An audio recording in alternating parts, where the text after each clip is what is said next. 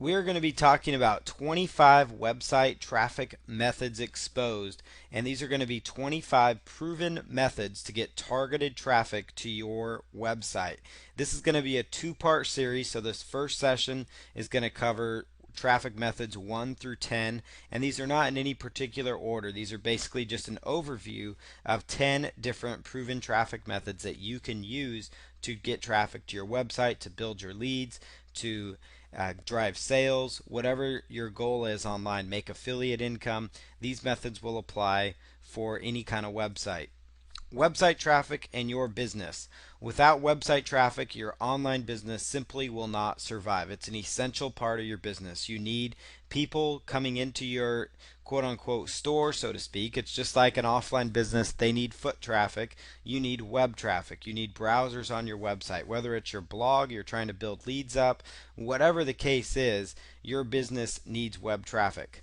Traffic brings you the audience that takes action on your site. Again, without people on your website, no action is going to take place. No list building is going to take place. No sales will take place. No affiliate commissions will happen. You can't sell advertising space on your website if nobody's there. So you need web traffic. Targeted website traffic is the absolute best type of traffic. You're better off getting a targeted visitor, meaning somebody that's really interested in the material on your website, than you are if you just get a casual web browser that may just be targeted to, let's say, just the United States. Well, they could be interested in all kinds of stuff. Like, you would be better off getting 1,000 people that are interested in model trains on your model train website than if you had 10,000 visitors that are just US browsers, for example. Maybe they're just targeted to the country, and you have 10,000 of those. You're going to get much better result from the 1,000 people that are model train enthusiasts. So you don't necessarily have to have, it's not about having the absolute most traffic, but it's having a good amount of targeted traffic. That's going to achieve the results that you're looking for. One thing with traffic that's really important is you do not want to put all your eggs in one basket. And when I say that, I simply mean you don't want to focus on too many website traffic methods or you don't want to, what you don't want to do is you don't want to focus on one in particular traffic method. And so that would be like, you don't want to have your only traffic source be Google pay-per-click, because as many people may know, at any point Google could decide to change things. They could double or triple the price you're paying per click. They could decide to close your account down because you don't have control over that. A variety of reasons could be a reason here. So you don't want to put all your eggs in one basket. You want to focus on a variety of traffic methods, which is why over this two-part course, we're covering 25 traffic methods and giving you an overview of each method, what it entails, and what you can do to start generating traffic. So you want to focus on a variety of traffic. Rely on traffic from multiple sources around the web. That's going to help sustain you if, let's say, pay-per-click goes down, but you have links coming from press releases. Maybe you have banner ads going out there. You have solo ads. You have a variety of different other methods like SEO or blogging and different things that are funneling traffic to you. You want to be consistent with your traffic efforts. That's so important. Remember that content is key to any traffic strategy, and I will talk about that as we move forward. But really, to get any kind of sustainable, good traffic online, especially nowadays in such a social world and a world where people are seeking information, you need to be producing good, solid content to keep your audience interested. And you want to be consistent with your content creation and your traffic efforts. The first part before we jump into each one of these 10 methods is to talk about tracking your website visitors. And to do that, this is really important because it's really good for you to know where your website visitors are coming from. And Google Analytics is a great free tool to tell you this type of information. They will tell you how many visitors per day you're getting to your website. They will narrow it down by what keywords they're coming for, what pages on your website are actually getting the traffic or the majority of the traffic, what page people are exiting from. They really give you some really good information. They tell you what countries people are visiting from. Really everything you would expect from a paid tracking solution you actually can get with Google Analytics. And so to set that up, you just want to go to google.com analytics. If you already have like a Gmail account or a Google account for Google Plus or something like that, then you're already set up. Basically, you'll just go to google.com analytics and you'll go through the steps to set up your first website with them. You could also use inside your control panel if you're using HostGator. Bluehost also has this. They have a similar type control panel. A lot of the major web hosting companies have web tracking already actually built in as well. There is something called Webalizer or AW Stats or AWStats, depending on how you want to pronounce it. But there's Webalizer or AW Stats, and this is from your website's cPanel. So you can actually find that inside your web hosting control panel, and this is kind of what they look like. You'll see the arrows pointing to Webalizer and AW Stats. You can actually click there and it will tell you similar information from what Google Analytics tells you. I actually recommend you consider using both because they're both going to tell you different kind of intel. Webalizer and AW Stats most of the time are automatically already set up to work. So if you forget to do Google Analytics right out of the gate, you could turn to these two solutions to see what kind of traffic you're getting. And I would compare the three of them actually because they will give you slightly different results, but it's going to give you information that maybe the other one might be lacking. So tracking your visitors is super important because that's going to tell you, are the methods you're implementing working? Is the content you're producing engaging to where people are wanting to stick and stay on your website? And also, most importantly, what are your traffic numbers? Are they improving? Are they going down? Do you need to do more of a certain thing? Those types of things is what you're going to want to be looking for. You also want to look at keywords. These tools will tell you what keywords people are looking for when you're actually tracking your website visitors. So they will give you some really good intel to look at. So here's some proven website traffic methods. These are the 25 methods we will cover over this two-part series. The first one is search engine optimization, or SEO as some people call it, and I'll go into detail on each one of these. Facebook, absolutely huge amount of traffic is available on Facebook. Pinterest, it's a new picture sharing type website for pin boards, and I'll explain that. Twitter, many people know what Twitter is. Pay-per-click ads, so like the ads you see in Google. Paid banner ads, advertisements that you would place on targeted websites. Amazon, you can actually get a lot of traffic through Amazon through a variety of different channels that they actually sell. Blogging is absolutely one of the best traffic strategies out there, and it's a good way to start any kind of well-rounded traffic plan, and we'll discuss that as well. RSS submission, so submissions of your blog's RSS feed. RSS stands for Real Simple Syndication, and you can actually syndicate your blog post to many different blog directories, and that will really help boost you up in the search engines. Forum marketing, that is another thing. And with any of these traffic methods, it's all about exposure. So the more of these methods you can implement or that you can zero in on, like I talked about, you don't want to have all your eggs in one basket, because if one traffic method fails, like I know a lot of people that SEO is their main focus. That used to be where I was at. They focused completely on SEO, and then all of a sudden Google changes their algorithm, and next thing you know, they have next to no traffic because all they focused on was just getting the higher search engine ranking instead of focusing on having a variety of sources funneling traffic to their website. So it's all about getting exposure. The more places you're found online, the more times people are going to see your website and potentially visit it. Q&A websites, we'll talk about that in part 2. Press release websites, online classified sites, directory submissions, social bookmarking, article submissions, guest blogging, Web 2.0 sites like Squidoo, Hub Pages, you've probably heard of those sites. Old school marketing strategies. These are old school marketing strategies that work in your local community for getting website traffic. These are methods that have been around for ages, even before the internet, and I'll talk about how to utilize these to get people onto your website. Solo ads, that's a really good quality traffic source depending on the niche you're in. Joint ventures, absolutely by far the best way to get website traffic. Blog commenting, that's a big one. Viral reports, so like creating viral reports. And then video marketing is another outstanding website traffic method that is really only getting bigger and bigger, and more people are interested in video marketing. And then there's document sharing websites as well. So traffic method number one is SEO, or search engine optimization. It's working to improve a website's position and visibility in the organic, unpaid search results. That is precisely what SEO stands for. That is exactly what it is, and probably the best example I can give. The higher the rankings, the more targeted traffic you will end up receiving. Target keywords that will send you the right kind of visitors. That's really the most important part. So anytime you're doing SEO, it's basically working on your website. So it's cleaning up certain elements, and I'll talk about what to fix.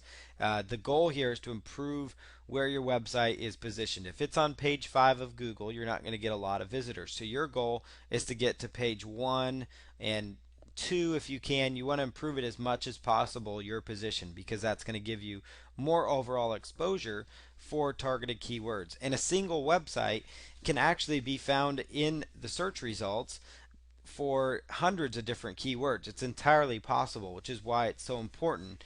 And you don't want to focus on just one main keyword. It might be better off for you to get ranked for 100 really targeted type keywords. Maybe don't send as much traffic, but they send you a lot of targeted visitors that are really interested. So the higher the rankings, the more traffic you receive. It's simple as that. And you want to target keywords that send you the right kind of visitors. So when we're talking about keywords to focus on with SEO, you don't want to in particular focus on, let's say, weight loss. That's actually a pretty broad keyword phrase. But you may want to focus on something like weight loss, or let's say diet.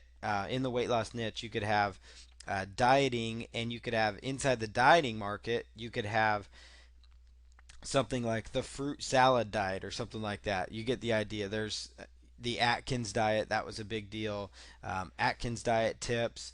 Under weight loss, you could be covering fitness. You could talk about all kinds of different fitness methods. There's everything out there, from CrossFit to different types and styles of workouts that you could really be focusing in on if you're selling that particular information. So there's a lot of different keywords and niches within those broad niche markets. And so that's going to be what we talk about here, is how to narrow those down. SEO really begins with proper keyword research. And to do your keyword research, I recommend the Google AdWords Keyword Tool. And you can get to it from adwords.google.com/letter O keyword tool. And you can actually just do a Google search for Google AdWords Keyword Tool as well.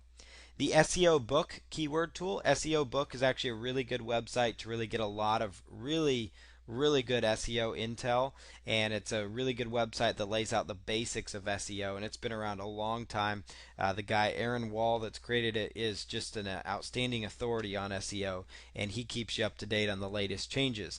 And you can actually just type in SEO Book Keyword Tool. These are two keyword tools. They're going to give you slightly different variations in results and intel on certain keywords, but they're really good for going in there and searching for proper phrases, like starting off with weight loss, but then under weight loss you're going to find all kinds of different methods. Fitness, under fitness alone, which is under weight loss, you've got fitness for senior citizens, fitness for pregnant mothers, you've got fitness for people trying to lose weight, fitness for people trying to get in shape and better heart health. You've got all kinds of things just under that, and then under workouts for pregnant women, there's a pile of other different keywords that you could be targeting. And so the point here is you want to target as specific keywords as possible, but you want to also be targeting keywords that will actually send you some sort of website traffic. SEO includes making, again, changes to your site to help search engines find and display your content to their users. That's, again, what it is. And so that's where the keywords come into play as far as having your right keywords. A really huge growing factor, and this is something you really want to make sure you listen into, is SEO is social signals, and that is stuff, links from Facebook, mentions of your brand on Facebook, Twitter, LinkedIn, Pinterest, Google Plus is a big one, and we'll talk about that as we move forward, but that's becoming really huge. You also want to get quality backlinks and content distribution. It's not like it used to be where you would want to focus on getting several hundred backlinks or whatever, you might be better off getting 10 really quality backlinks from either guest blogging or distributing your content to popular websites. So it's really going to be a method where you're going to really focus in on creating quality backlinks to your content.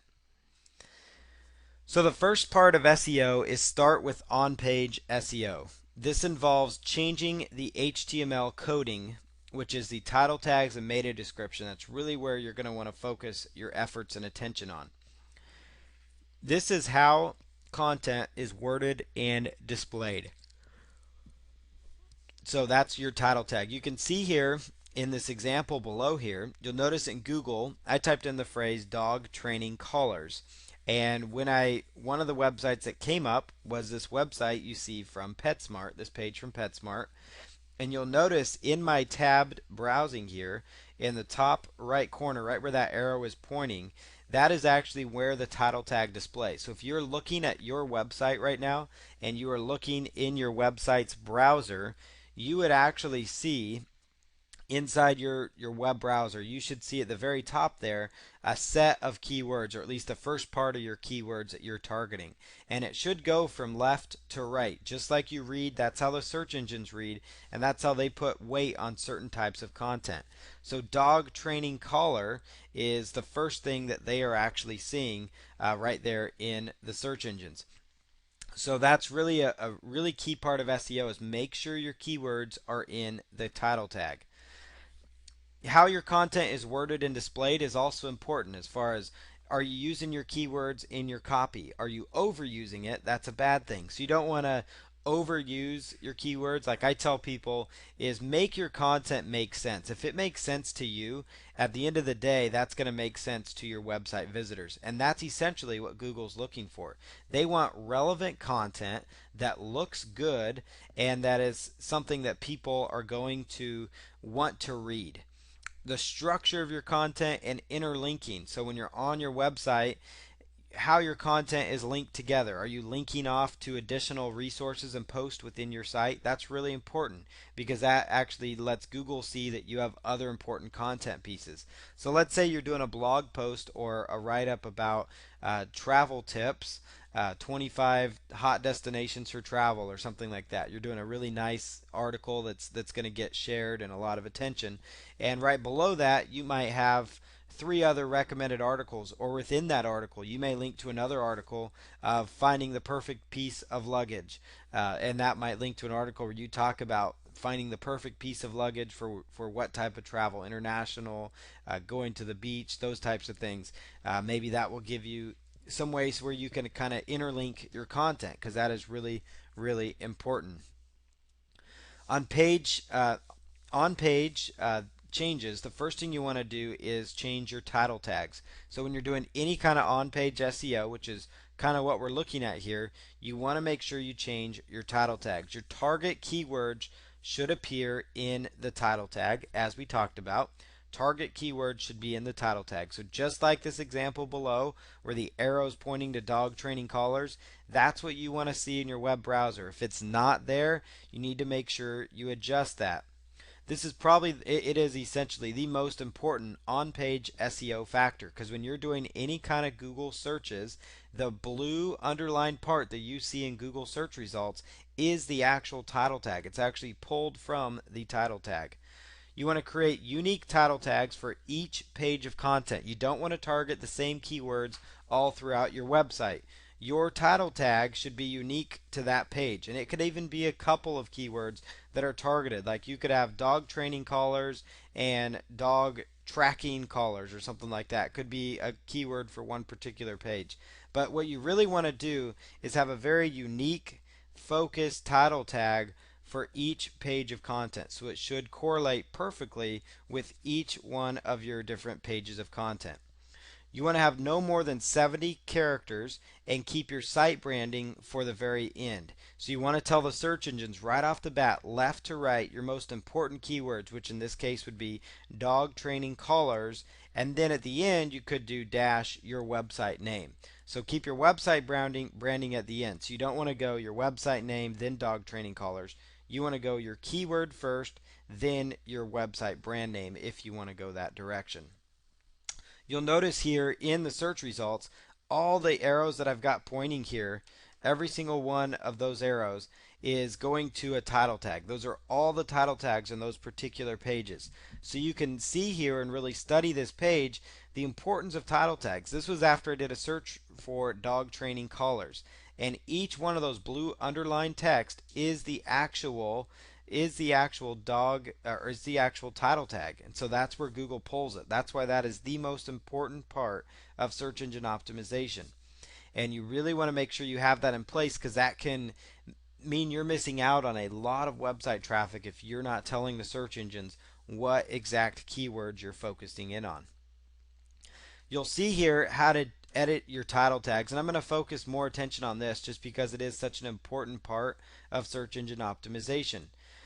Editing your title tags, it's found near the top of the HTML coding, and it appears like this in your HTML coding. So to get here, you'd want to use like a editor called Composer. It's Kompozer. Composer, it's a website editor. It's a free website editor. It's similar to Microsoft Front Page, Dreamweaver, Coffee Cup Editor, some of those other ones that you used to have to pay for. But Composer, Kompozer, and it appears just like this in the HTML coding. You'll go to the source section, and you'll notice here it's going to say title. So it's going to have the little caret to the left, and then the word title, and then that little caret to the right or arrow to the right. And then your keyword rich title tag here, that's obviously where your keywords would go, and then the title. And you see where that arrow is, that is exactly how it's going to look to you when you're looking at your coding. So if you're editing a standard HTML page, not a WordPress website, this is where you're going to go to change your title tags. You're going to go into an editor tool like Composer. So let's say you have a squeeze page, or you have a website that was built using HTML or PHP or something like that, where you can edit this type of coding. That's where you would go. So you'll want to use an HTML editor like Composer in source mode to edit this. And Composer is a free HTML editor. In WordPress, you could use a plugin like All-in-One SEO Pack. There's also another one called the Yoast SEO plugin, which is a really good one as well. So either one of those are going to be really good plugins for you to look at, because they can really help you drive traffic. Editing your title tag, again, found near the top right there. So you can see here, on page change number 2 is improving how your content is displayed.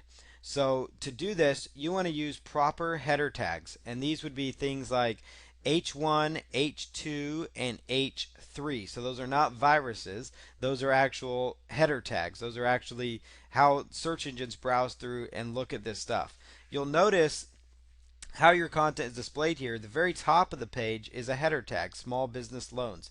This page is very targeted for small business loans. If you actually read this content though, it makes sense. They aren't actually going out there and really abusing it in the sense that they're just stuffing this keyword in there. They're actually doing a really nice job of putting in a header. And a header would be almost like a section heading in a way that kind of directs people into the next part of that content. So you could do this very easily in WordPress. If you're doing a WordPress post, you actually can pull down. There's a pull down option. It typically is in the left hand side of your WordPress content editor when you're editing a blog post, and it'll say paragraph or style, and you can actually pull down and choose, like, I want to use a header 1 or I want to use a header 2. And you don't want to use more than one of each of these if you can help it on the post, especially the header 1. You want to try to focus that on that particular page's content. So header 1 here, H1, like small business loans, where that top arrow is pointing at small business loans, that would be a header number 1. Right below that, you've got, small business loans. That would be called a H2. That would be right below the first header. So you want to make sure at the very least that your first header actually has your keyword in it, because that's going to tell the search engines. The search engines see that.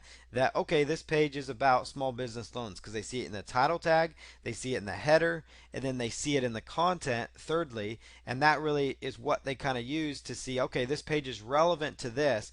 And then the other most important element is to ensure your content is coherent, it's readable to your visitors, because Google actually has ways of seeing how people are coming in and out of your website. How fast they're bouncing out of your website. And so the longer people are sticking on your site, meaning you're providing them the content they want, the longer you're going to end up ranking in the search engines. So that, in a nutshell, is another set of on-page changes you can make. Creating your proper header tags, you could use an HTML editor like Composer.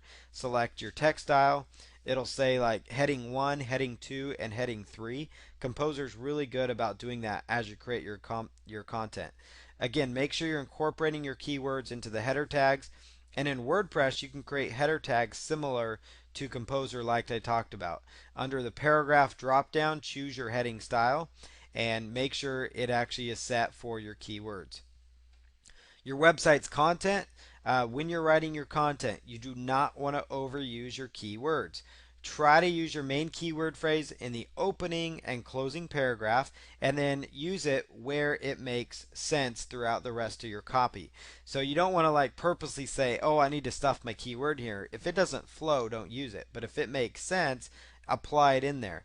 But at the very least, make sure it's in the opening paragraph and the closing paragraph, along with being found in your header, meaning it's kind of like a header that says like for example, small business loans. That could be your phrase. You could use it in attractive little header that says something like 5 ways to ensure you get a small business loan. But your keyword is in that header. Your keyword is found in the title tag. Then that's really important because that's going to tell the search engines this page is about small business loans.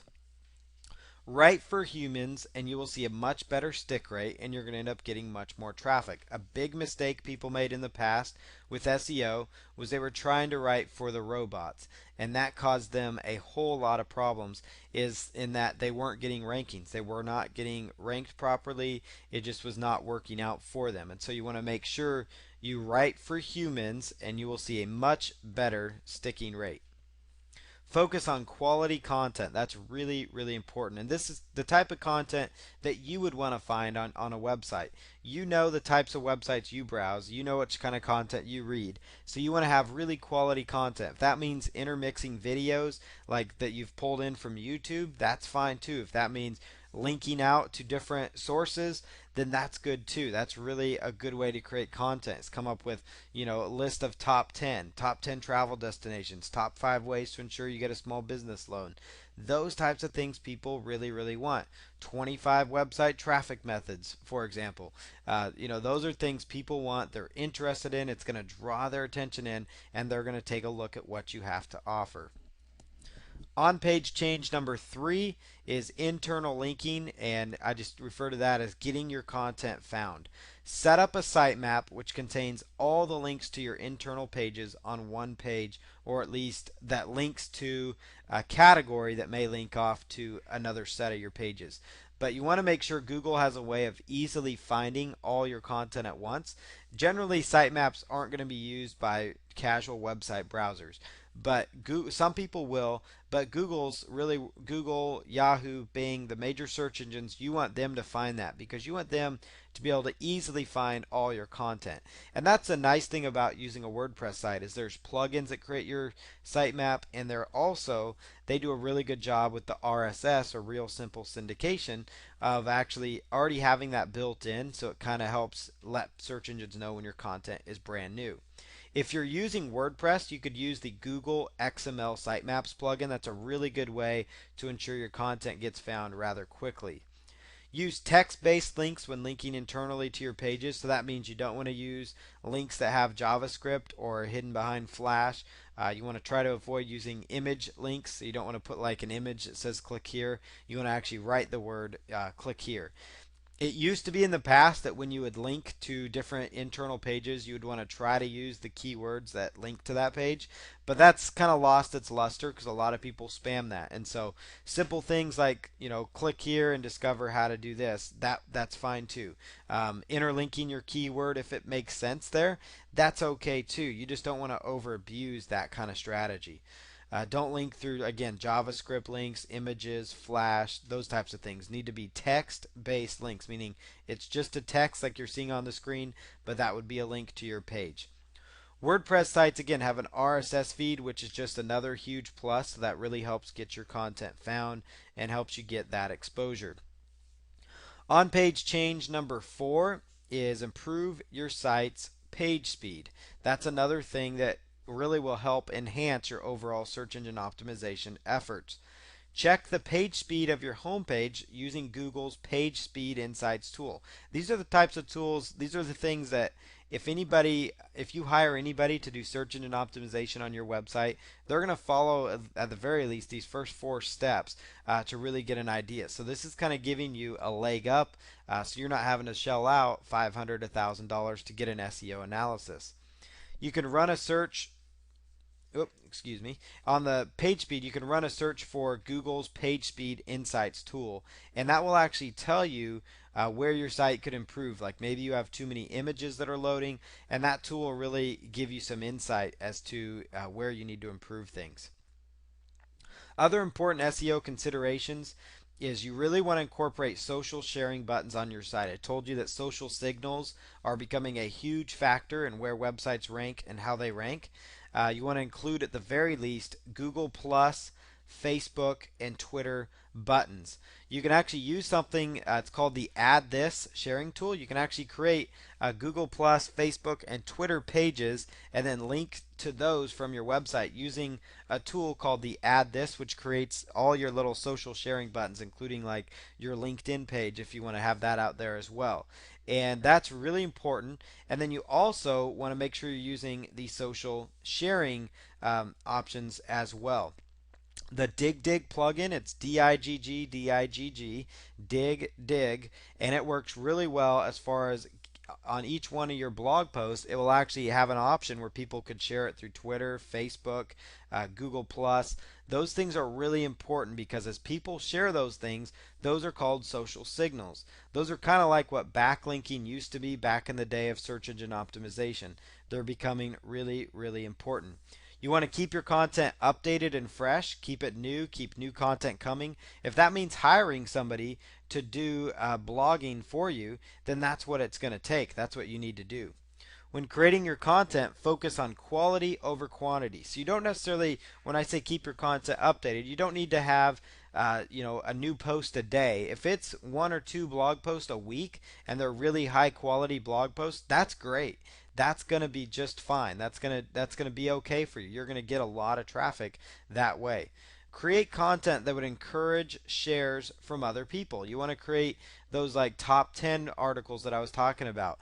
If that means combining, you could even go through YouTube and find 10 videos that apply to your niche market and put those into a blog post. You could find 10 inspirational quotes and say top 10 inspirational videos for fitness gurus or something. And you could put that into a post and embed each one of those 10 videos. You could link off to different, send a link to find different news articles that talk about a certain weight loss method. That's called, some people would consider that content curation, and that is what it's called.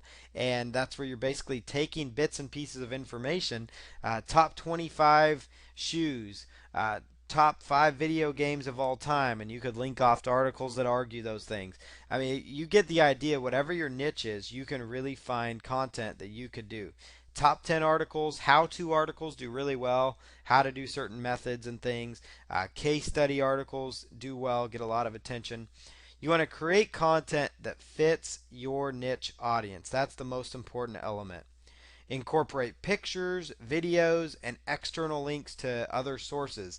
That's a really nice, simple way to create fast content that's actually super high quality. And if you do not have a blog already, which I would recommend because it's a good foundation for anything, make sure you have a blog. So if you have a standard e-commerce type website just selling physical products, you want to eventually make sure you add a blog to it that you add relevant content to, because that's a blog's a really good way to incorporate things like the dig social sharing plugin. It's a great way to incorporate other sharing methods so people can share your content. Those social signals are kind of like the what backlinks used to be, how they were so important. Another thing that you can do, another SEO consideration and tip, do a Google search for the following: site colon yourdomain.com to see how it is being indexed. That will actually tell you, you don't want to put HTTP or www in front of the your domain. You want to put site colon yourdomain.com. That's going to tell you how many of your pages are being indexed. So you'll have a rough idea as to how many pages of content you may have, and that's going to tell you, is Google finding my content okay? So if you actually go through that and see that they're finding most of your pages, then that means that your content is being indexed. And since it's being indexed properly, you know at that point what you need to do to either improve that, like add a sitemap, or everything's okay because they're finding your content. SEO and backlinking. Again, I talked about, backlinking is not as effective as it used to be, but it still improves your website's ranking, and it's still something to focus on, especially if you focus on it with the intent of sharing good quality content out there. And if your really main intention is to just generate more exposure for yourself that happens to link into your website, that's where backlinking can definitely benefit you. You only want to get links from quality sources. So quality links are way more valuable than a large quantity of links. And when I say quality of links, they could be relevant blogs in your industry. They could be a directory that's very niche focused to the market you're going after. It could be a link on a very high traffic forum in in your marketplace. Don't just do one backlinking strategy, like say, hey, I'm only going to do press release backlinks. But just like overall website traffic, now here we're focusing a lot on SEO. The cool thing is a lot of these when I talk about getting quality backlinks, each one of the future traffic methods that I talk about are going to be ways they're going to generate exposures for your website, some social signals, and then backlinks to your site. So it's going to kind of incorporate into this overall SEO plan that I'm laying out here. You want to have variety with your backlinking, and make sure you're getting links from social sharing type websites. So those would be Squidoo type pages where you can go in there and you can post your own content, social bookmarking sites that may be relevant to your niche market. It's like it used to be where you would want to go out and say, hey, I want to hire somebody and use a tool or software that's going to get me 500 of these type of backlinks. Well, that's not as effective as it used to be, and so it's better to just kind of focus in on creating good valuable content that you can then get shared out there. The best links are those you don't work for, which means you need to focus on creating extremely engaging content. Examples would be to look at your competitor websites, see what kind of content they're creating. If they have social sharing buttons like dig that tell them that this article was shared 15 times, or this article was shared 25 times or 28 times, then that's where you need to really focus on. Content distribution through article distribution, press releases, videos, it's still an awesome way to get backlinks and ultimately exposure. Even though those backlinks may or may not enhance your search engine positioning, it's going to increase your your following online. It's going to drive people in from video sites, from press release sites, from those high traffic article sites, and it's all going to be focused on content that's driving people to content and traffic within your niche. And we'll talk about each one of these methods in more detail, most of those in part 2, especially articles, press releases, and videos. So that was all we have for SEO. There's a whole lot more to it, and this whole course is intended to be an overview of these different traffic strategies, but also give you enough content to where you can be dangerous with these methods. So now we're here with traffic method number 2, which is Facebook. Facebook, it's the absolute most visited website online according to Alexa. That right there tells you it's a website that you should be looking at for getting traffic. There are multiple ways you can use Facebook to get traffic to your site and offers. There's Facebook like and share buttons that you could put on your website. We talked about that with social signals as part of SEO. But Facebook like and share buttons, you can get those through like Add This has them, the Dig plugin. Facebook even has pages where you can just embed their share buttons. And that's a really important thing. So getting your content shared by other people on Facebook, that's going to be really important. Facebook profile. You obviously want to have a Facebook profile, especially if you're really serious about doing this. Facebook pages, that would be another thing to really focus in on if I were you, is to generate and create your own Facebook page. Facebook ads. Facebook ads are going to be something that you really want to, that's going to be essential for you. Facebook ads will really can drive you very targeted amount of traffic. With Facebook ads, you can actually target down to age group, gender, and what their interests are. Like you could type in their interest in is model trains and golfing, and you could narrow down by their age, ages 45 to 75 if you wanted to. And Facebook can get you really targeted exposure, very targeted exposure to your offer. So Facebook ads is another way to get traffic. Facebook sponsored posts, that's where you may post something like, let's say you have a lot of Facebook friends or you have a Facebook page with a lot of followers. You could make a post, and then it'll have an option right below it that says promote this post. It's like $6.99, and I've actually done that, and it actually gets me quite a bit of clicks, almost 100 clicks or something for that low amount of money, which is actually a lot cheaper than a lot of other pay-per-click methods. So there's promoted post as well, sponsored post as they call it. Facebook groups. You could create a whole group around your niche market. So you could create a group around model train lovers if that's the market you're going after. And within that group, since you're the moderator, you can post, every once in a while, post links to your website. You don't want to actually create a group with the intention of, hey, I'm just going to spam them with my content, because that's not going to work. It's not going to build a good group. But you want to have a group that has good discussion, maybe debates in there about different types of trains that they like to collect, or different debates as to who's the better person on Dancing with the Stars, those types of things. And then you can casually, put in links to your own resources in there. But Facebook groups is definitely another way. So you've got like and share buttons, Facebook profile, Facebook pages, Facebook ads, Facebook sponsored post, and Facebook groups. These are all excellent ways to get traffic. Here is the Facebook like and share button. You can place this button on your site. You will find that again on Facebook. The Dig social sharing plugin has it. WordPress does have plugins for that. Add This also offers Facebook sharing options, and it's another really good tool to look at. Encourage website visitors to share your content.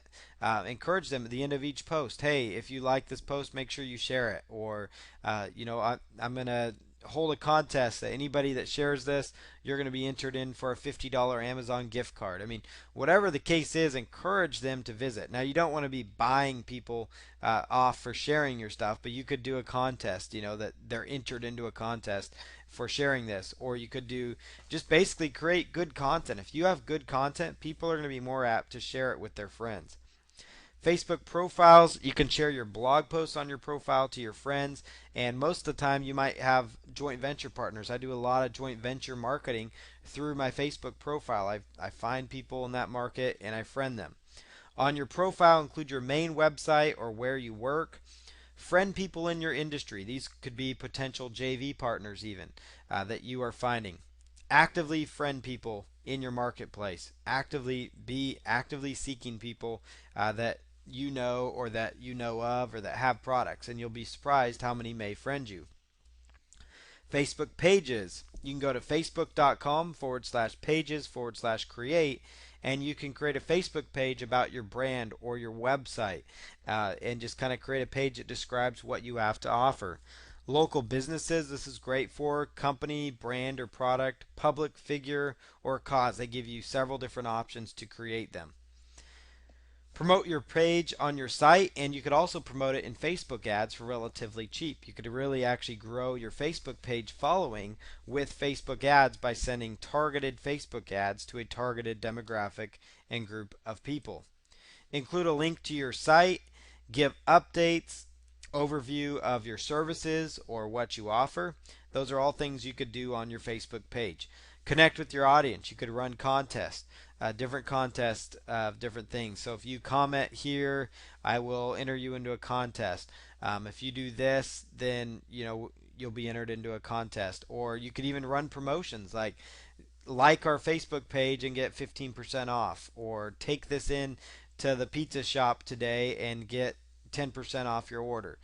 Let them know you found us on Facebook, those types of things. Or you could even do something like say the word pizza and get 15% off today. You could actually do that kind of stuff, that kind of social engagement on your Facebook page. Facebook ads, facebook.com/advertising. Target your specific demographic down to the age and interest. They make it really simple for you. Promote your page. You could promote a landing page like a squeeze page that might generate leads for you. You could also promote it through a blog. Run very simple ads. You can look at other examples of ads that are currently running. One thing to really look at, and this works just as well for Google AdWords too, is really look at what kind of ads have you seen run multiple times over and over again, like maybe for like the last week. Maybe it's an ad you've seen ran for several months. You know that ad is doing something because it's staying there and people are still willing to pay for it. Traffic method number 2 is Facebook sponsored post. You'll see here in that link, you can actually, after you make a post, and you want to make sure it's a post that maybe promotes like your joint venture page if you have a targeted following, maybe it promotes your product, but you want to click on that to promote that particular post. It'll show up higher in your friends feed, and if you have a targeted following of friends, that's where you could go.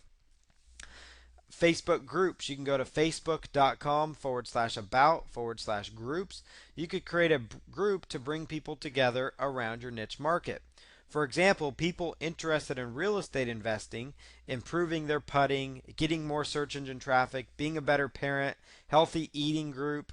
Those types of things are groups you could create. And then you could recommend every once in a while links on your blog post, maybe video you created, maybe the casual affiliate link to an offer or product you recommend. You don't want to spam it, you don't want to go overboard here, but Facebook groups can be a great way to create discussion and get a group of targeted, interested people. And as I mentioned earlier, Facebook is one of the most visited websites in the United States especially, so you may as well target that website and leverage it for long-term gain. You can promote your site inside the group as well. Traffic method number 3 is Pinterest. Pinterest is a pinboard style photo sharing website. Users can create groups of images around themes. This is traffic method number 3. Pinterest is another social type website.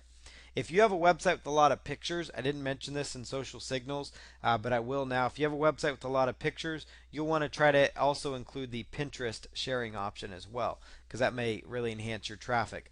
Pinterest is it's a pinboard style photo sharing site. Users can create groups of images around themes which are called pinboards. You could create a public pinboards that are focused around your niche. You could create a pinboard that's focused around border collies or puppies, for example. If border collies is your niche, or puppies are, or you're in the dog market, like let's say you're selling pet products, then you could create different pinboards around different breeds of dogs or different breeds or types of cats. And within that, you could encourage people to share and post those things. You'll be amazed at how rapidly fast people actually are joining Pinterest, and how quick you may end up getting quite a bit of following on that particular pinboard. And inside your profile, that's where you would set up your information. You could create and add your own pictures to the pinboard. You could share other pictures that you find.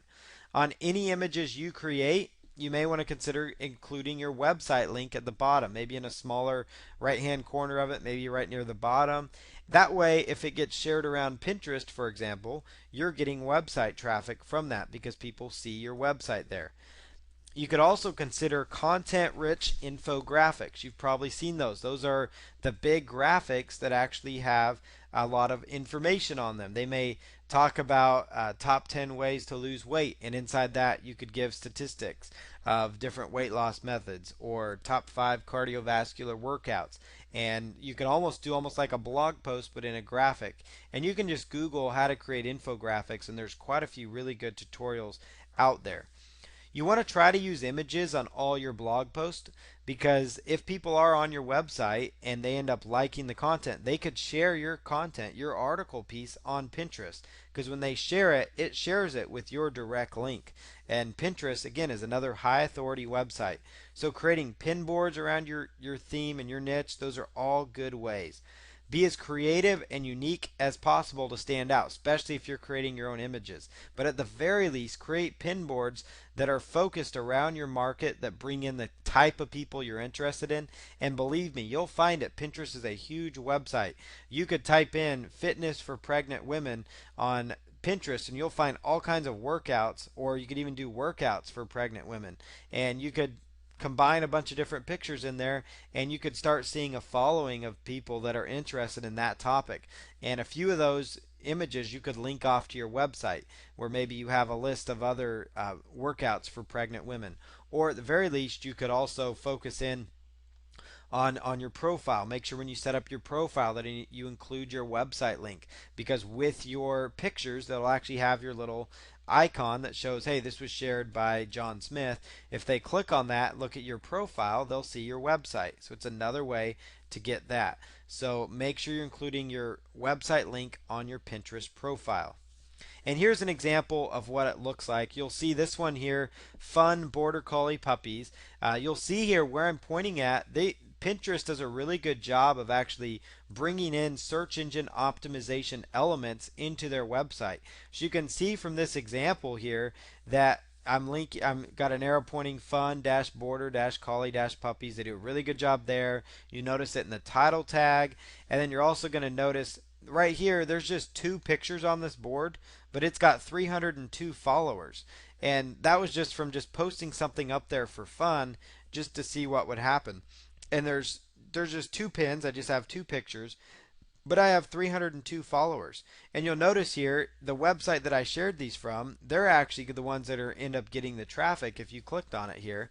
Now if I were to curate a bunch of images or create my own images, or images that I have the rights to use and work on, then it would be my website in particular getting this traffic.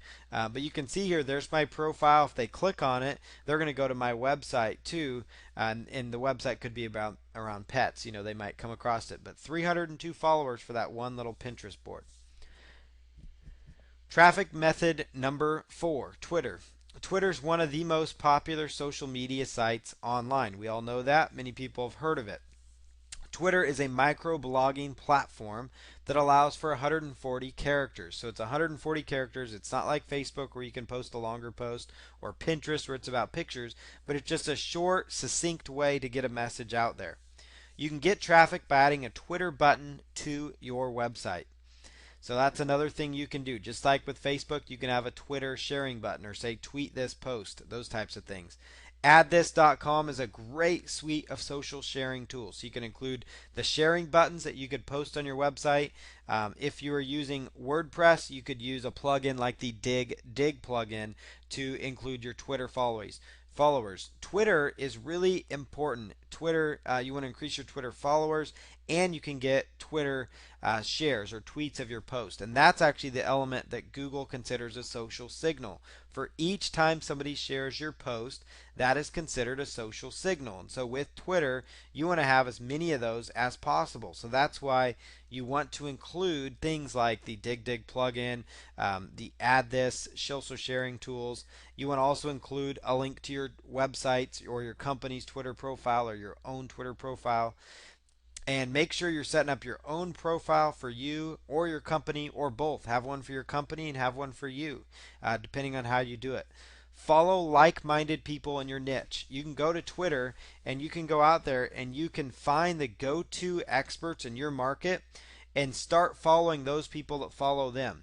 You know, whatever niche market you're in, who the big players are. So go to their Twitter account and actually look at the people that are following those big experts and just start following them. And go by Twitter standards. You don't there's a limit, and it varies by different accounts. So you maybe want to follow maybe 25 or 50 people the first day and then just kind of gradually grow up. But the more people you follow, you're going to start getting followed back. You may only get half of them to follow you, but let's say every day you follow 20 people. Well, you get 10 new followers a day if only half of those start following you. And those 10 people that are following you are now, you know, they're interested in your market because they're following the go-to experts in your niche. So you each day you do that, by the end of the month you might have 300 Twitter followers. By the end of the year you may have 12, you'll have 1200 Twitter, no, you'll have 3600 Twitter followers, over 3000 Twitter followers by the end of the year if you focus on doing this on a daily basis. And these are people that you know are interested in your topic. So when you start posting blog posts, you're going to have some people that are targeted in your niche that may go across and come across your blog post. Hopefully they'll follow you back. They may or may not. If they don't, you can just delete the ones that don't. There are tools you can actually Google, like Twitter unfollow tools, where you can see if they're not following you back. You can actually just cancel them and quit following them. That way your numbers aren't out of whack on your Twitter account. But that's a really fast way to kind of grow your Twitter following. You could link to your blog post on Twitter. It's an excellent way to get your blog post indexed and to start getting exposure, even if you have next to no followers. And so you want to, at the very minimum, spend 15 minutes a day building your Twitter out, because it's really good for getting social shares and those types of things as well.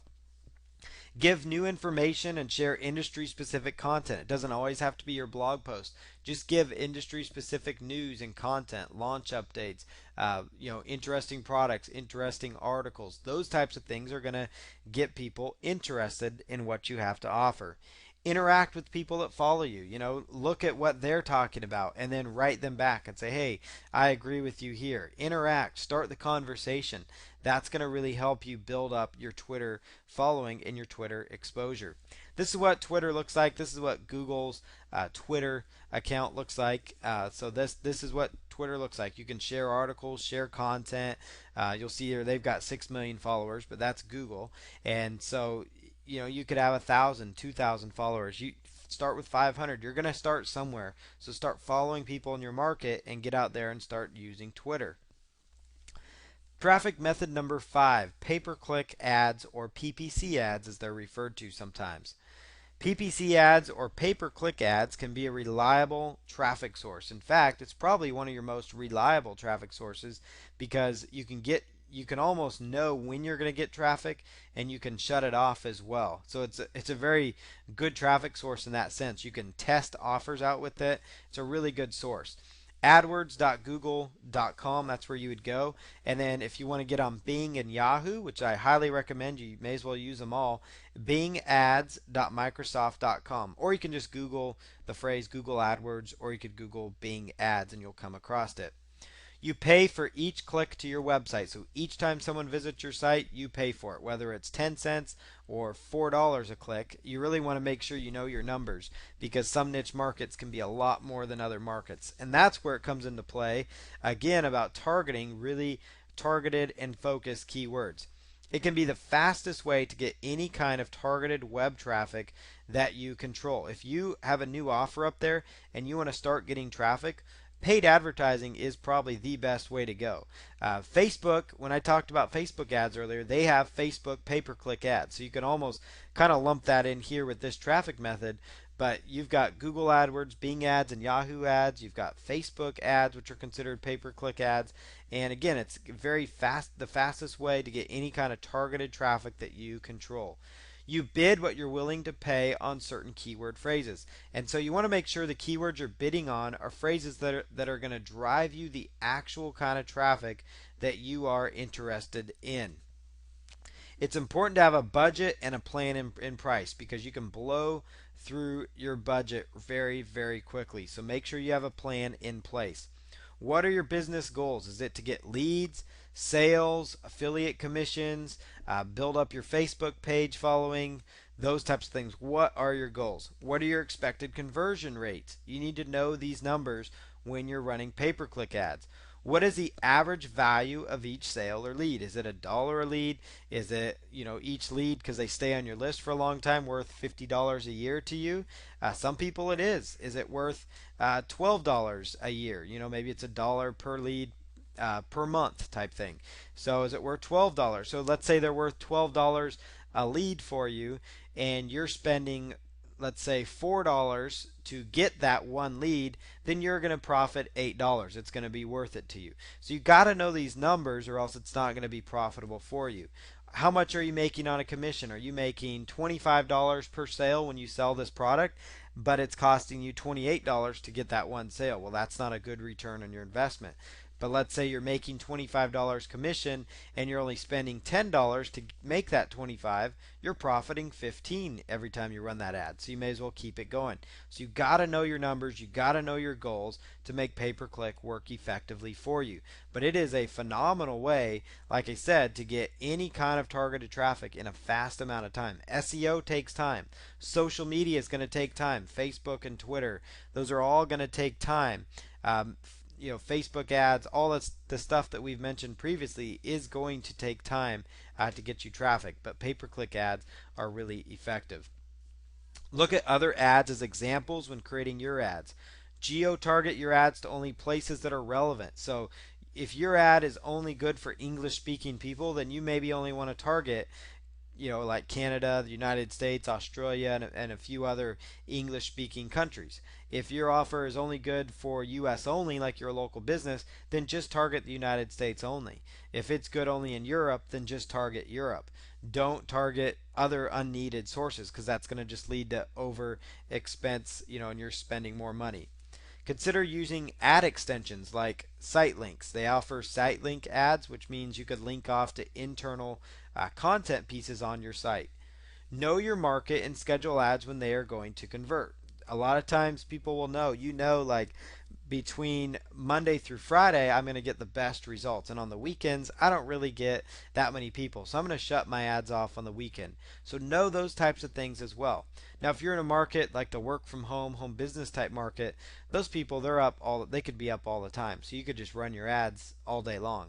But if you're in a very specific sector of the market where, let's say, you're zeroed in on getting traffic, let's say you're in the financial type niche, and part of your lead system and follow-up system is you want to be able to call that person back that day, then you don't want to be running your ads on the weekend if nobody's there to call people back or to answer phone calls or answer emails or whatever the case is. So you would shut your ads off the weekend. So use ad scheduling to your advantage. You don't have to be at the top to get traffic with pay-per-click. You do not have to be. In fact, sometimes you don't want to be, because you're going to be at the top, and sometimes people are casual browsers, so they'll go to the first ad and decide, oh, that's not for me. Then maybe the second ad, and maybe the third or fourth ad, they might actually stay on there because they're just kind of casually browsing. You're going to spend more to be at the top as well. Now, in some cases, it's good to be on top because you're going to be getting more traffic that way, obviously, but is it a good return on you? So bid for return on investment. Bid for that best return on investment. It might cost you $2 a click to be in position number 1, but if you're in position, say, number 4, let's say, it might only cost you 75 cents a click. Well, that's $1.25 different per click. And so you're probably better off sitting there in position number 4. You're going to get a better return on your investment. Use the Google AdWords keyword tool to identify keywords. I talked about that when I talked about SEO, but that's a really effective tool for finding proper keywords as well, keywords that you can target. Consider targeting keywords by exact and phrase match, so that way you're not doing broad targeting. So like, for example, if you were doing broad match, dog training collars might show up for anything about collars, which could mean cats. It might show up for training, which could be somebody interested in fitness. It could come up for dogs, which could be a variety of different topics with dogs. Everything from boarding dogs to shampooing dogs to taking them for walks, and not be targeted to what you have. But phrase and exact match, they're not going to get you probably as many clicks or as many impressions as you may want, meaning how many times your ad shows, but it's going to actually get you that very exact keyword phrase. So dog training collars your ad will show up for that exact keyword phrase. And that in the long haul is going to be better for you. It may not get you the most traffic right away, but it most of the time is going to be better because you're getting the type of visitor you want. You're getting people that typed in dog training collars to your dog training collars page.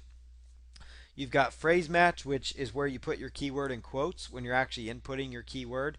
And then exact match is where you put your keywords into the brackets when you're actually doing the targeting of your keywords as you set up your Google AdWords account. And this is mainly something you see in Google AdWords. Bing ads and Yahoo ads do have something similar that you could consider. This is where pay-per-click ads generally show up in case you're wondering, and this is where I would go to identify what kind of ads do you see running in your market. Like I typed in the phrase pet feeders here, and you'll see there are the ads that I'm pointing to, you'll see several different links here. You'll see within the pet feeders there, it's usually at the top of the search results and then the right hand side. And then Google's actually done a really nice job of incorporating sponsored listings in with shopping type keyword phrases. And that's a whole nother realm of pay-per-click ads. Paid banner ads. Have a banner ad created on Fiverr.com for your business. Paid banner ads is just another way to get traffic similar to Google pay-per-click, but you might be buying impressions. So you might say, hey, I'm going to buy 10,000 impressions, meaning your ad is going to show 10,000 times your banner ad on a certain website. Or you could pay-per-click off your banner as well. Have a banner ad created on Fiverr.com. You could actually have a clean looking banner created probably for about $5, maybe $10 if it's premium. Search for design banner ad. You'll probably find people offering that. You could use other freelancing sites like freelancer.com. And the goal here is to place your banner ads on targeted websites. So you want to place your banner ad on websites that are going to get the kind of traffic you want. So these are websites that are targeted to your industry, to your market. So you're going to place an ad for model trains on a website that might be like a model train magazine type site. Or you're going to place your ads for custom sports apparel on maybe a team website, a website for like team sports for kids and stuff like that. You're going to want to place that ad there because they're going to be looking for uniforms. So that gives you the idea. You could use freelancing site like freelancer.com if you don't want to use Fiverr, but you really want to, it would really help you to get a banner ad eventually, to have one created for your website. Even if it's a casual affiliate type site, if you can get a banner ad created for $5, it's a good tool to have because you can actually take that banner ad and place it for rather inexpensive on some websites on targeted websites. So you want to find sites in your niche to place your banner ad on. Google search your niche and then in quotes type in advertise here. So you could type in golfing and then put in quotes advertise here, or you could type in dogs and put in advertise here. Example, you could do weight loss, advertise here. So that would tell you, that would pull up websites that have an advertise here button, so you could actually place banner ads on those pages. You could also Google search the phrase in quotes, and the reason you do this in quotes is because it gives you kind of more of an exact search results to what's coming back. Your banner ad here, that's what a lot of websites will say when they're saying, hey, you could have your banner ad placed here. Look for banners on websites and blogs that you frequent. A lot of blogs offer banner ad space. So look the website you're on. If you see banner ads, there's a good chance you could contact them about placing it. The most important part is you want to make sure it's targeted to your niche market. And when you create that banner ad's going to link to a page on your site. Most of the time where I would send them is to a lead generation type page. That way you're building up an email list, and that's another way to get long-term traffic is your email list, because you're building that list up and you can send them an email that gets you traffic. A lot of blogs offer banner ad space, so keep your eyes open for those. Google search, another one, powered by cranky ads, and then weight loss or your niche keyword here. The reason you want to do that, Cranky Ads is a tool, it's a plugin that a lot of people use on their websites to manage their banner advertising. So if you Google search powered by Cranky Ads and then your niche, you're going to come across several different places in your marketplace that are actually carrying banner ad space opportunities. So you could place your banner ad on several different sites. Make sure you use a tracking link so you know your performance. You could use something like Bud URL. You could use bit.ly, and those types of things will tell you what kind of traffic you're getting. There's also other monthly paid options out there as well, like Link Tracker and other programs. Those will actually tell you which banner ad is getting you the kind of clicks you're looking for. That way you know, do I want to keep this banner ad here or do I want to renew it or not? Because a lot of times you're just going to pay for placement. You might pay them $50 a month to run your banner ad. And so if it's not working out for you, then you could move on to something else. Understand where the banner ad will be placed before you purchase it. That's really important. And then make sure your banner ad that you're linking off to a page on your website. Most of the time you want to link it to like a lead generation page. Know what the cost per impression or click is for that particular banner ad. That's another really important thing to consider as well, is what is the cost per click so you can calculate your return on investment. Here's an example of banner ads. You'll see here, right here on the left hand side, this is an RV type website, and you'll see here right there they've got a banner ad space going. Now they're kind of using also Google AdWords as well within their website, so you could actually potentially place a Google AdWords banner on this particular website. Google has like a Google placement option as well, but you could just find websites in your niche that are using banner ads, and that's an example of what it would look like. So you've got a banner ad, and you could have different sizes make. You could have the taller one there. You could have the ones that go horizontal, the ones that go vertical, the skinnier vertical ones, square ads sometimes work well. So you may want to have a couple banner ads created to fit your needs. And before you even get a banner created, you could go find several websites and then figure out what size you need. But that's an example of what banner ads look like. The most important thing is your banner ad should fit with the target audience of the website. This website's about RVs. They're selling insurance for RV owners because that's something they would need. So that would be an example of a good targeted ad. Traffic method number 7, and we have this method and then a few other ones that we're going to be covering today, and then we'll be all wrapped up for part number 1 of this traffic series. Method number 7 is Amazon. So with Amazon, you can actually several different ways to get traffic from Amazon. You can do fulfillment by Amazon, where you could sell CDs or DVDs like information type products. You could actually create a bunch of them, give Amazon the DVDs and CDs, and then they could actually ship them out for you. And you could be piggybacking off of Amazon's immense search engine and millions of buyers that they have. They have a lot of users, a lot of buyers. You could sell your site's products on Amazon.com. They actually let you do that. Amazon Advantage, it's a self-service consignment for media type products. You could actually post your media type products. So let's say you have music and CDs, you could do that there. Amazon product ads, if you have an e-commerce site where you're selling physical products through a website or a website catalog, then you could actually post your ads right alongside of those relevant products, and then when people click on that, you're getting charged pay-per-click. So Amazon kind of has their own pay-per-click thing. Amazon display ads, just like banner ads on Amazon, but you can actually run them on Amazon. Publishing a book on Amazon Kindle, include your website link in that book where it makes sense. So include it at the beginning, maybe a few times in the book if it makes sense. But Kindle can be a great way to get traffic. We all know Kindle is huge. It also is a good way to generate passive income for yourself. Publishing a physical book through CreateSpace is another great way to build up your authority and also to get you long-term traffic because you have your link out there in a physical book. So it's a really tremendous way to get yourself long-term traffic that you have going out there. So Amazon, there are a lot of different methods you can use. I would recommend going to Amazon.com, looking at the bottom of their site and just seeing all the options they have for you. They are loaded actually with potential because this is another huge traffic source. You can actually go to their page that says Make Money with Amazon, and they will tell you all types of different services about how to sell on Amazon. You can actually sell and list your own products on Amazon, kind of like your own eBay type store. You could have your own Amazon web store.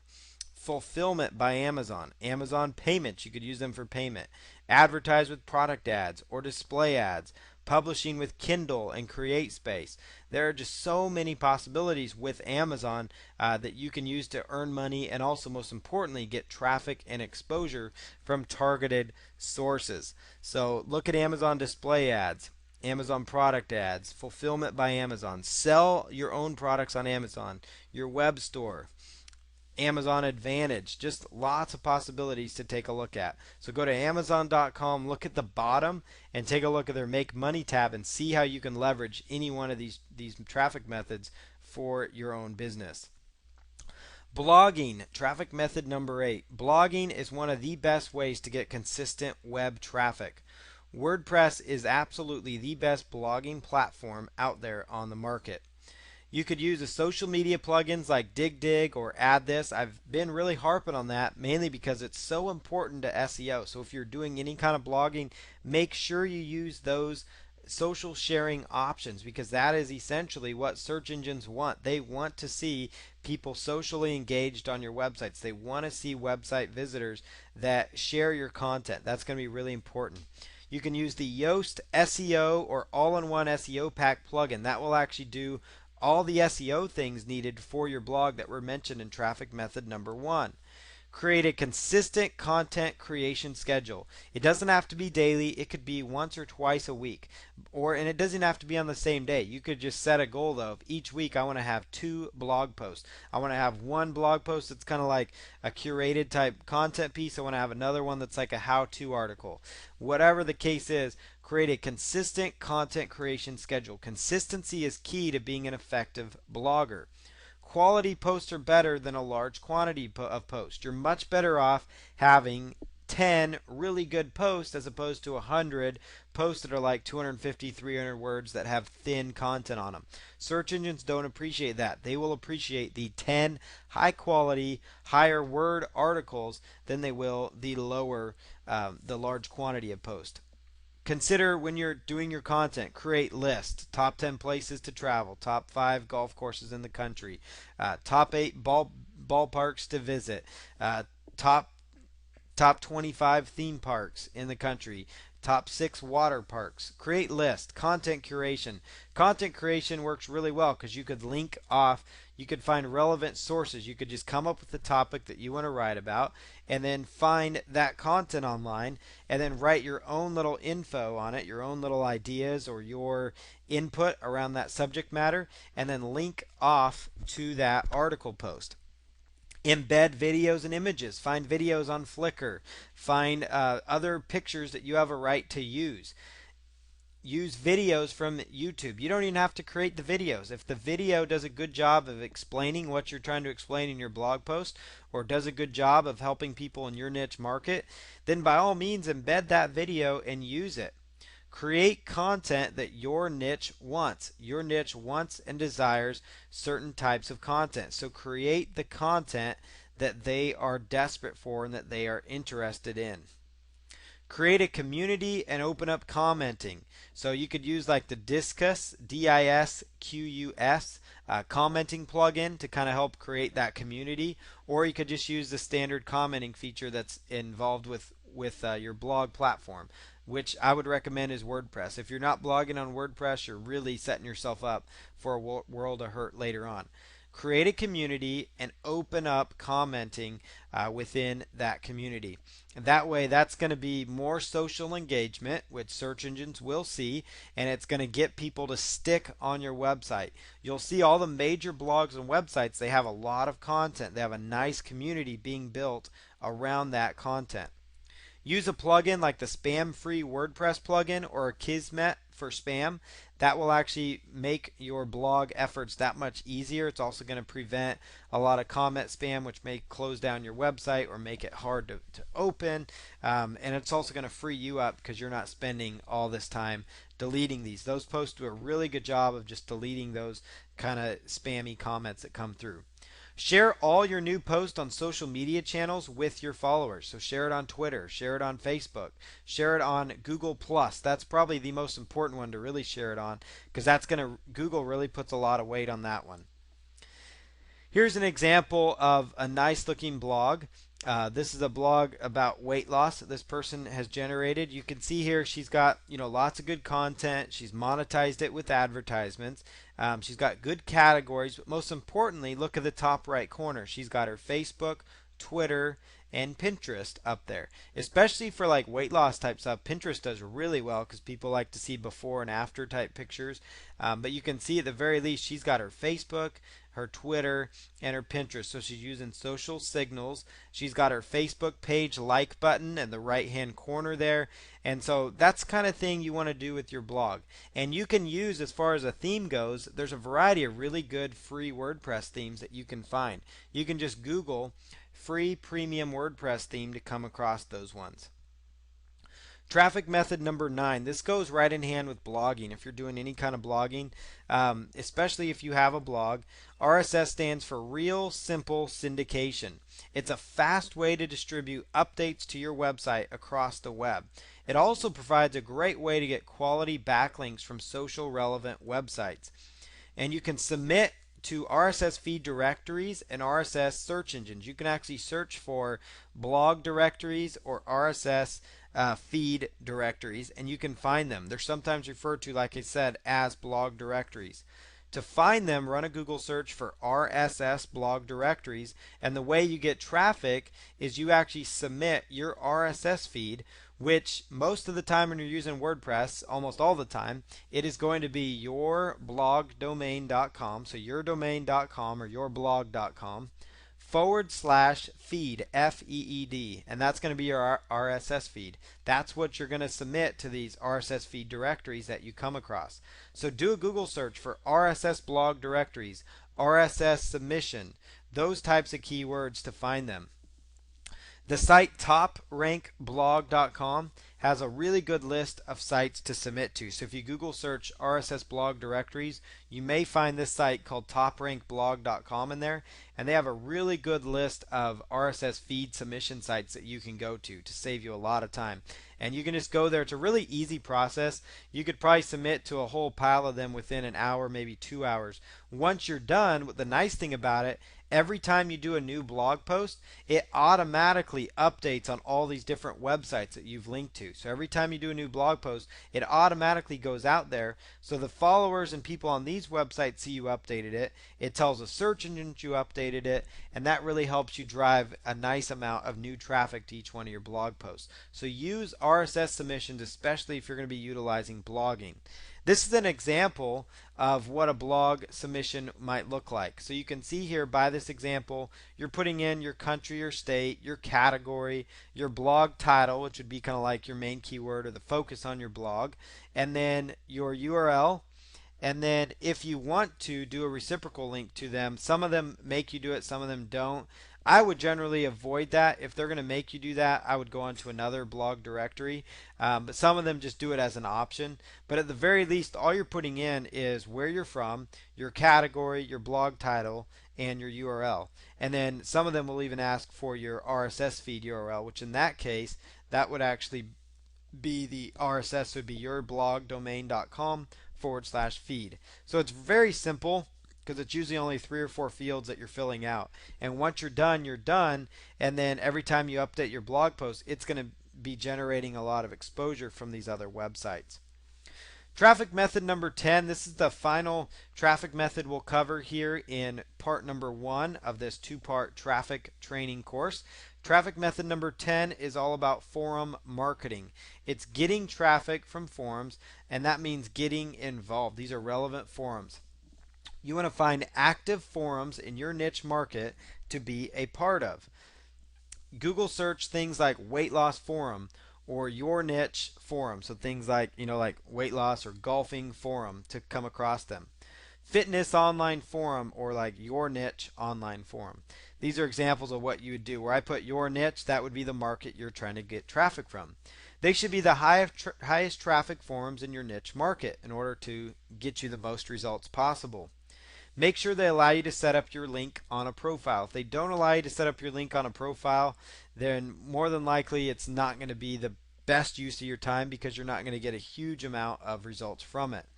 A big plus is if they give you a signature link to place a line to place a link.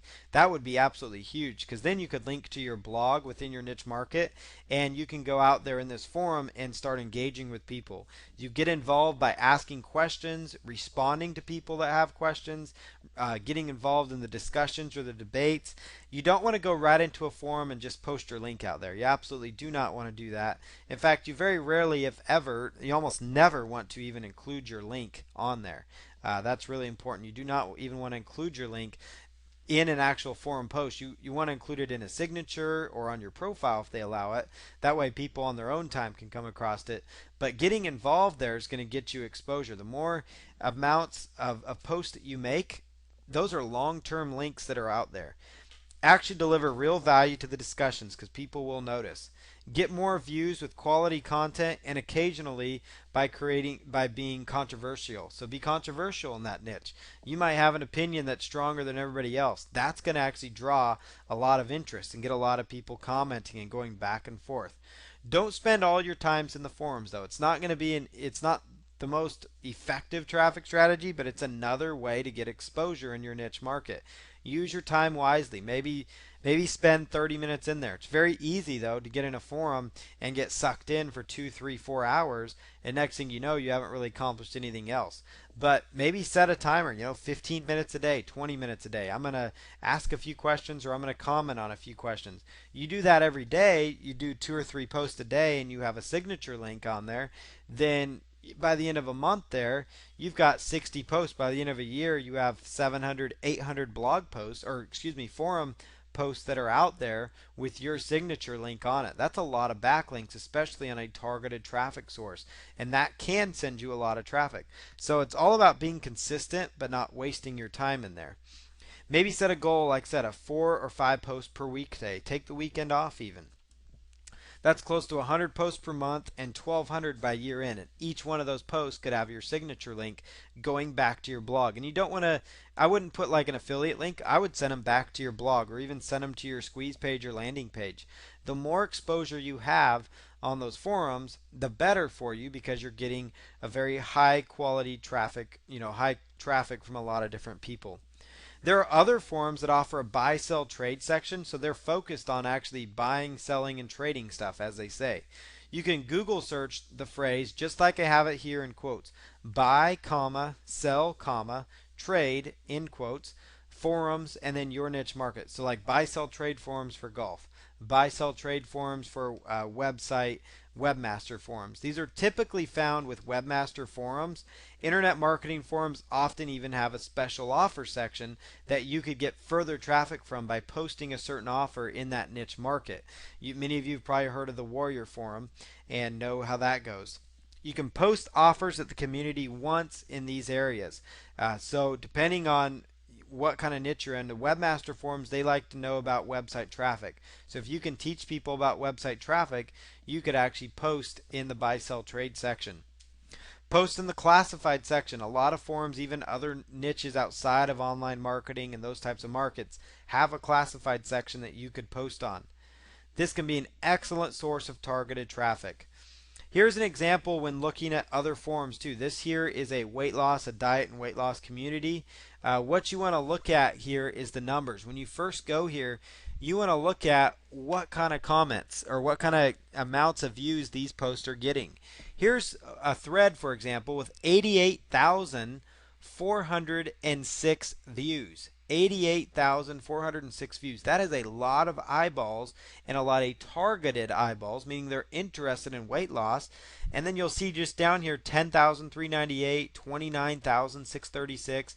A lot of these forums tell you this kind of data. So what you want to do is look at what kind of views they're getting. Get an idea as to the types of views they are actually seeing and go from there. Here's the Warrior Forum. This again is another very popular website forum. It's got a Warrior special offers section where you can actually post special offers. You can see some of these special offers. This one has 32,000 views, 12,000 views. Some of these are brand new. They have about 600 views. It's another great way to get exposure, especially if you're in this particular niche market. So this is the end of the first part of our traffic two-part traffic series. We've got 15 other traffic methods to cover on the next session, but these are traffic methods 1 through 10. I encourage you to get out there, start taking action. Any kind of traffic method, it's all about having variety of traffic methods